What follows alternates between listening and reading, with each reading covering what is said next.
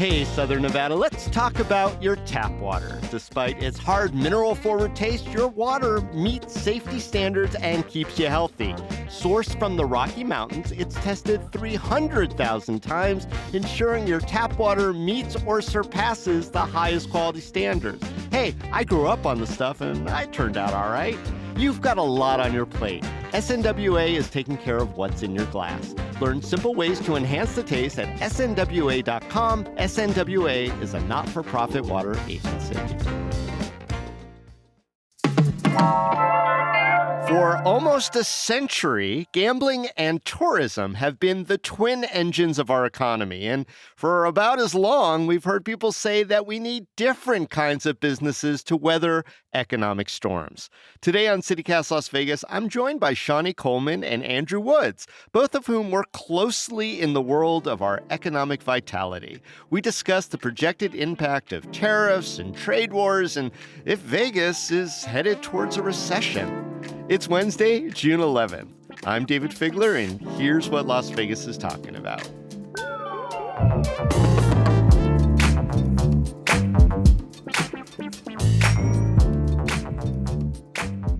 All right, well, I'm going to start with the hard, big question. Is Las Vegas headed towards a recession?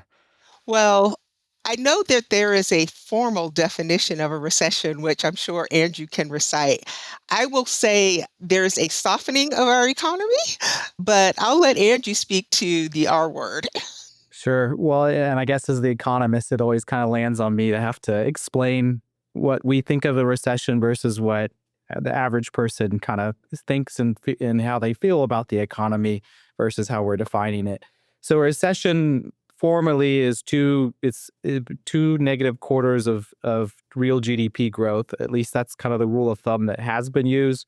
We did hit that, though, in 2022 and did not declare a recession. Formally, what we're kind of looking for as economists is a significant rise in unemployment. That's usually a big giveaway that we're in a recession. Our forecast right now for the UNLV Center for Business and Economic Research is that we're not forecasting a recession. Shawnee's hit the nail on the head. We are forecasting slower growth, though, significantly compared to the last couple of years that we've seen both here in Nevada and across the country. But we still think the U.S. economy is robust enough, and there's a lot of still growth happening in different industries, enough that we're going to avoid a recession for the time being. Things could change. I mean, there's been a lot of shocks to the economy already this year. Certainly. Yes, that's an understatement, Yeah. Andrew Woods. Yes. And just because we avoid a recession doesn't mean that there isn't going to be, an impact here on the local economy in Las Vegas and across the state. Just to spin that a little bit, though, that doesn't also mean that there is an opportunity for us to kind of move through this kind of rough patch and end up in a stronger position a year or two from now. Well, you two are going to be our lemonade out of lemons people, but I want to get into what you just said. So by defining the recession, you talk about the gross domestic product. So Las Vegas is kind of its own large economy. I mean, we're not as big as California, but we do have very high unemployment in Nevada. From my understanding, one of the highest unemployment rates in the country. I mean, is it possible that some of these economic factors that are out there, the tariffs, the potential trade war, some of the other economic stressors that are going on right now can impact Las Vegas more than other parts of the country? That's right. I mean, it gets amplified. We are a barometer for the economy, especially if you're looking at, future conditions for the U.S. economy. It tends to hit us here first. And we see some of that right now with some softening in the leisure and hospitality industry. That being said, we are still growing because we're also the beneficiary of being nestled next to the fourth largest economy in the world. And we get some spillover effects from that. So if they're doing well, we're doing well at the same time. But certainly we are forecasting that things are going to be softening this year, and we could see inflation start to increase again, which if that's the case, there's a word for that, and that's stagflation, which I've seen a lot of my colleagues and internally we're using that word more and more. It's still not negative growth, and that's, even though GDP is an accounting definition, it's still, to be formally called a recession, we have to see negative growth and much higher unemployment. Okay, so Shawnee mentioned Mhm. softening economy. You're talking about stagflation. Both of these things bode for Las Vegas, which is why we have you both on. So Yeah, what does a softening economy look like on the ground in Las Vegas? I mean, Shawnee, you're involved yeah. in the county, so what are you looking at? Well, what we see as a economy driven by hospitality and leisure, what we're seeing is, or what you will see is not as many people coming to the Las Vegas Strip, right? Mm-hmm. And so we've already started to see that. There have been a number of articles over the past several months where our visitor volume and the amount of money that visitors are spending in our economy is steadily decreasing. And so when people don't have as much discretionary income to spend, that's how Las Vegas gets impacted, which is why we try to focus on diversifying our economy. You know, during COVID, we had the highest unemployment rate in the nation, and that's Mm-hmm. simply because so much of our economy is reliant on hospitality and tourism, that kind of one-dimensional economy. And so, you know, more now than ever, we're focused on diversifying that economy and identifying other areas that are opportunity. And one area that we think is really tied to hospitality and tourism is our sports, right? And so we've seen a significant increase in overall visitation related to sporting events. And because of that, we are looking at, okay, what else can we benefit from sporting events? So we've really leaned into sports innovation. Okay, well, let's get into sports in a second because it isn't a provocative topic because all three of us have been around for a while and we've all heard this call for diversification of our economy. We're one dimensional. We need whatever X Y Z. I mean, I've heard everything from manufacturing down the line of every kind of industry that there is that we've tried to draw here. But with sports, something kind of different is happening, and I want to dig into it a little bit more. But before we do that, maybe it'd be helpful to explain your individual jobs and how the two of you, Andrew and Shawnee, you work together. Yeah, so I am the director of community and economic development. And basically, what that means is I lead a team that is focused on helping or identifying opportunities for economic vitality for the county. So that could be identifying growth industries and individual companies that may be a good fit for moving into our economy, meaning that they can create jobs and they're spending dollars on our local businesses. But it also means that we support existing businesses here. So we have a person on our team that focuses on small business. And Andrew, where do you come into this? So if Shawnee's the driver, we're kind of the engine that behind it, right? And helps her do her job as best she can and her team, as best they can.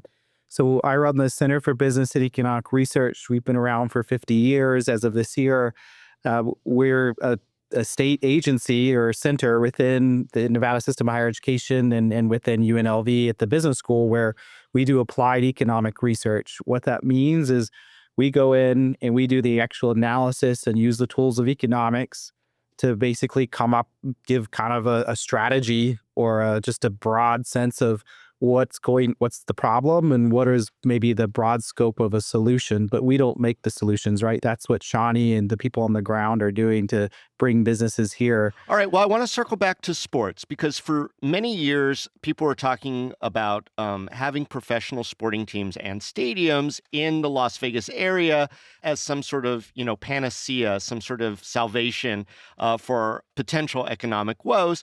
To me, sports is just a subset in a lot of ways of tourism and hospitality and entertainment, which is already abundant here.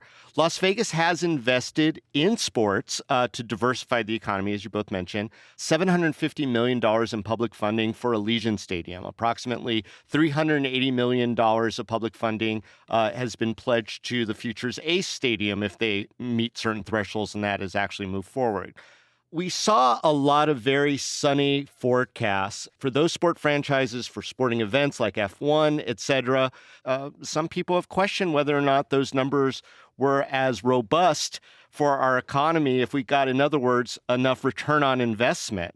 So, what are your office's takes on how successful sporting teams, the Raiders, the Las Vegas Aces, on a more private side, the Vegas Golden Knights, everything from soccer down the line, have been for the local Las Vegas economy? Yeah. So I look at the sports teams differently than people traditionally would look at them and say, okay, we have these sports teams and it's generating visitors.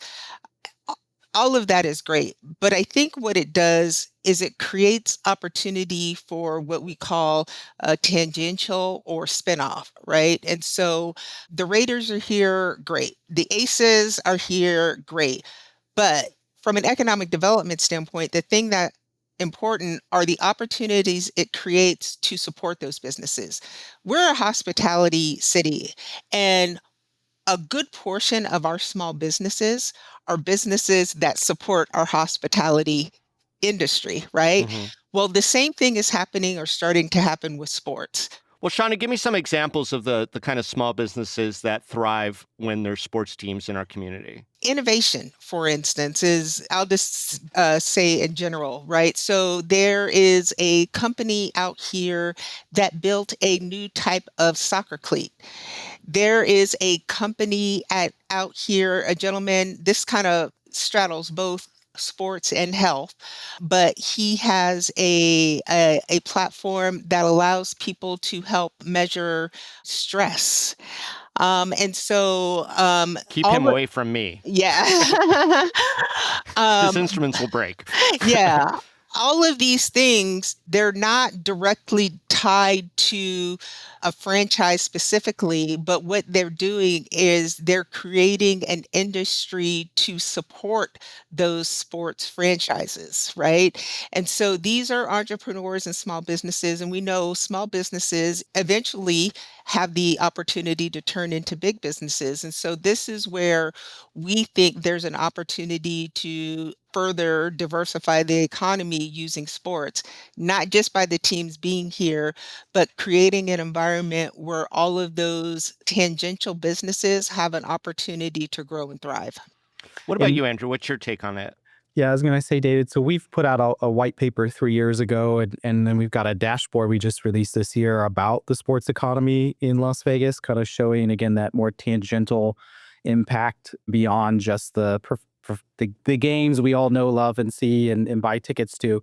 Some of the things we've noticed is one, the types of businesses that are growing here has shifted since first the Golden Knights, and then you had football, and you have WNBA, and then now other leagues and sports. For example, the number of people working in marketing and marketing consulting services has increased about 50% since 2019. We know that Oh, joy, coaching. marketing. More Yeah. hype. I know, but you need those people, right? And they won't Yeah. just do sports now, right? They might be doing other activities for other businesses in town. I mean, Nevada was one of the fastest growing places for small businesses after the pandemic, and about Hmm. 35% of our employment comes from small business, which are tied a lot to leisure and hospitality. But we've also seen since the pandemic, they've shifted a bit more into professional services. But another one I just want to give you an example here too is that I think is really interesting is, and this impacts the local community, is that the number of facilities dedicated to sport coaching and recreation. So think of gymnastics or taekwondo or I don't know, boxing, right? The number of establishments that have started in Clark County since sports arrived here has gone up 160%. And these aren't necessarily catering to the professionals or catering to amateurs like myself or our kids or whatnot. And we also see that then filter into the Clark County School District, where we know that, for example, girls flag football is one of the most popular sports being played right now in the Clark County School District system. We also know from amateur hockey, the number of participants in amateur hockey that are so under the age of 16 is increased significantly too, which gets into that amateur coaching too Yeah. specialty.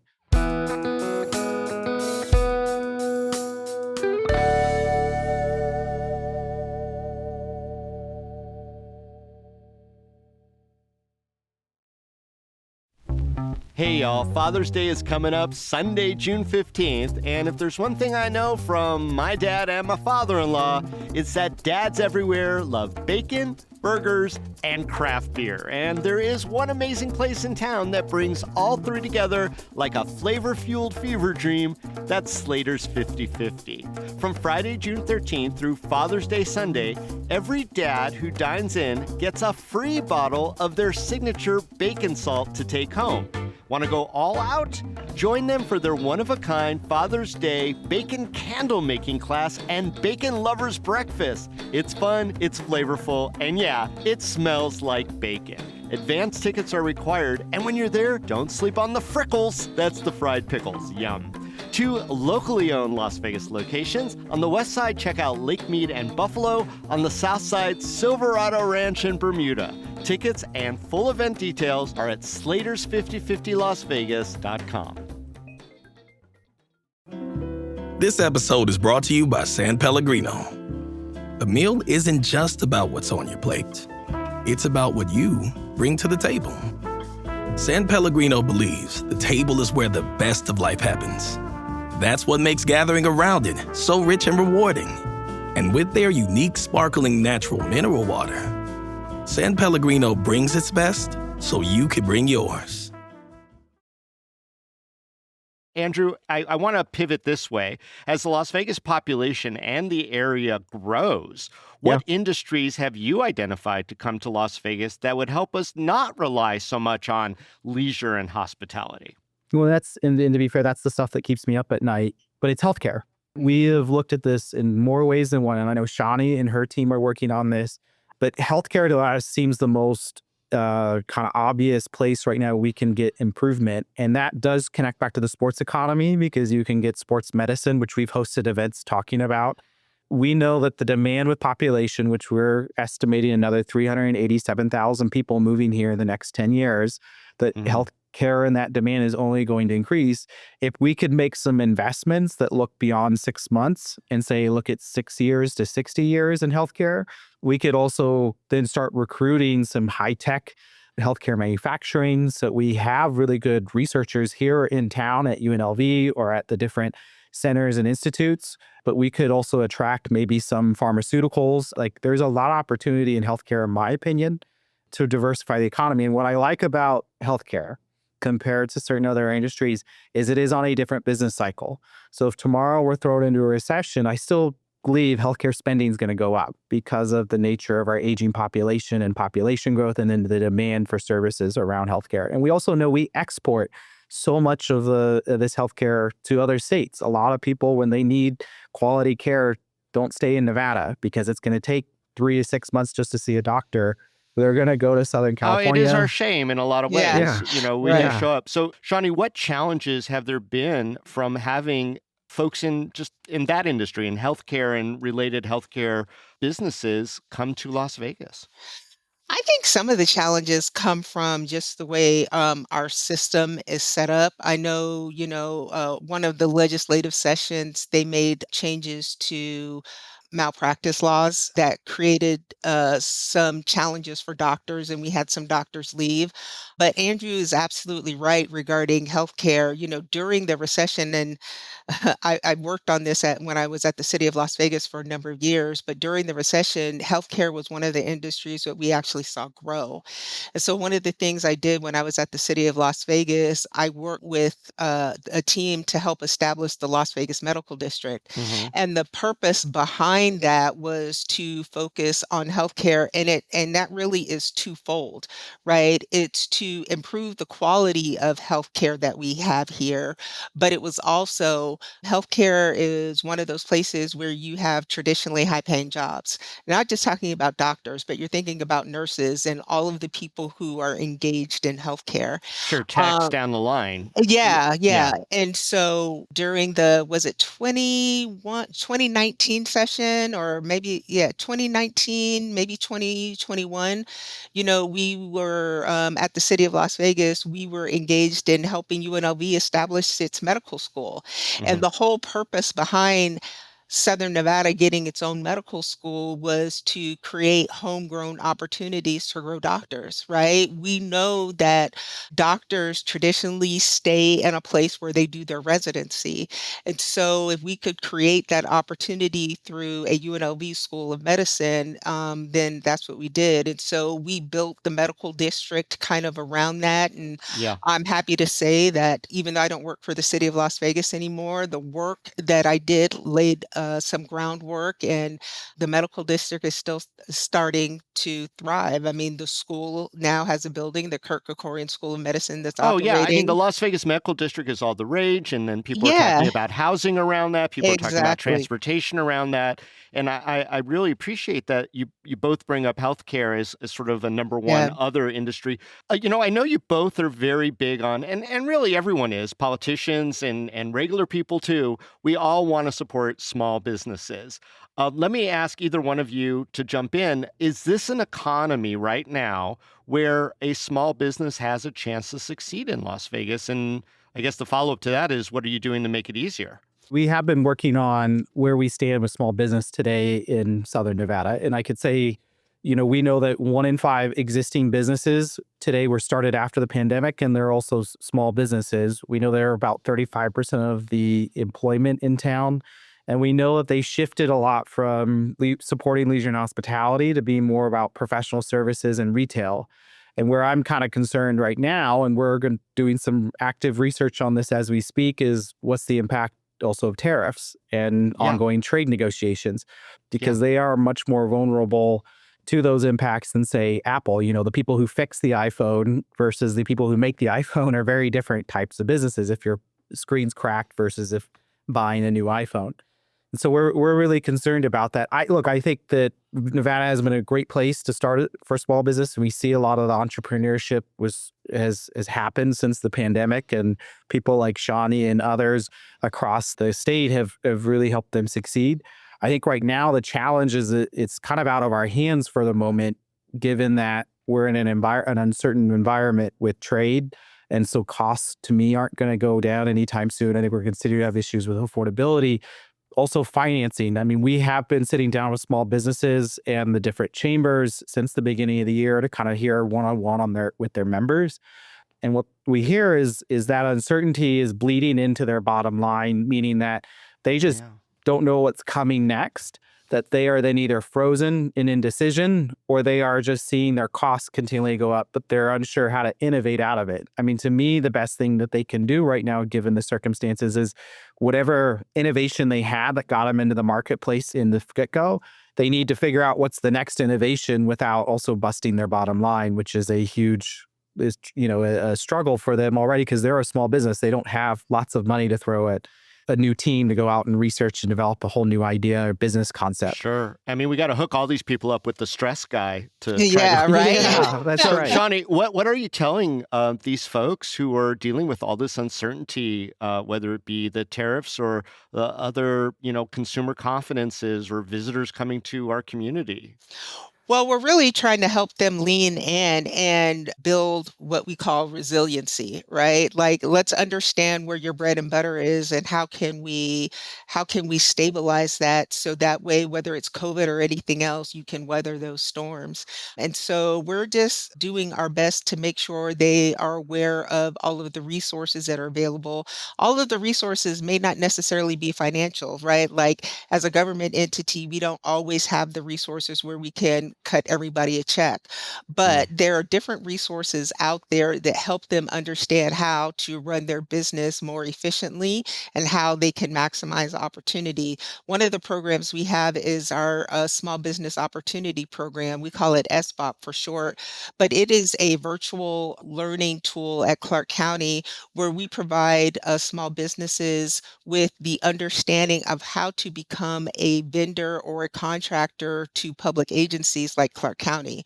And then once they finish the course, the other thing that we do is we created a small and diverse business directory. So we put them in that directory. And so larger businesses who want to do business with small and diverse businesses, they have this directory that they can go oh, to good. and they can Local search resource directory. a Yeah, local love that. resource directory. But providing them with resources like that also we think is very helpful.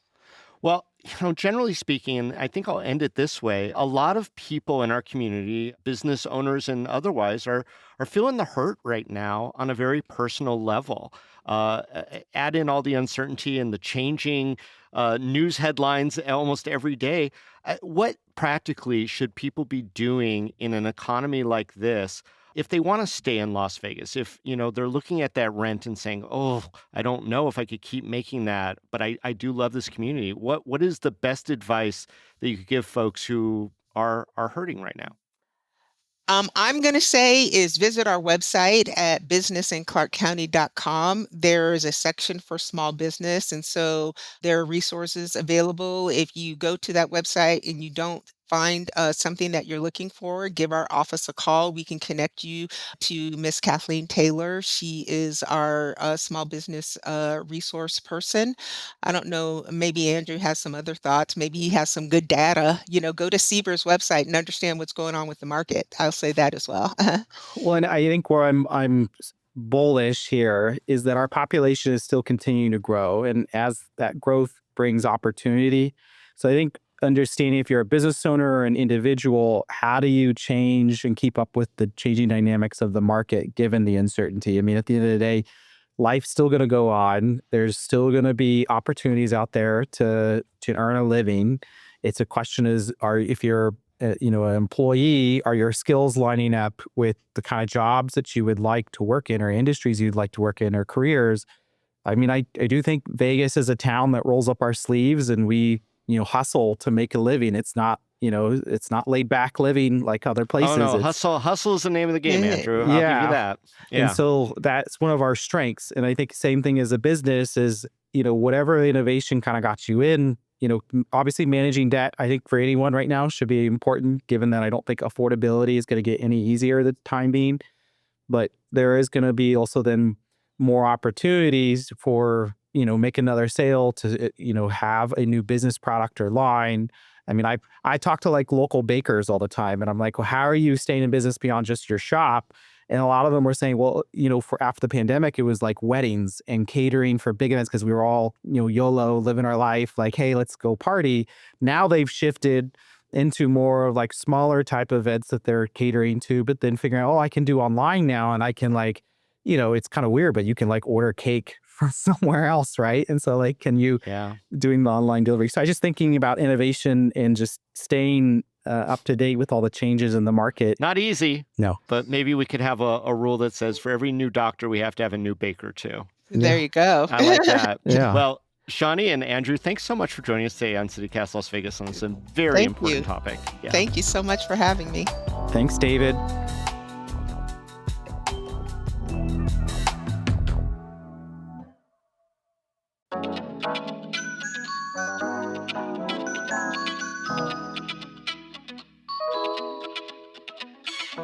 And that's all for today here on CityCast Las Vegas. If you enjoyed the show, go tell a friend. You can also rate our show, leave us a review, and subscribe to our morning newsletter. It's indispensable.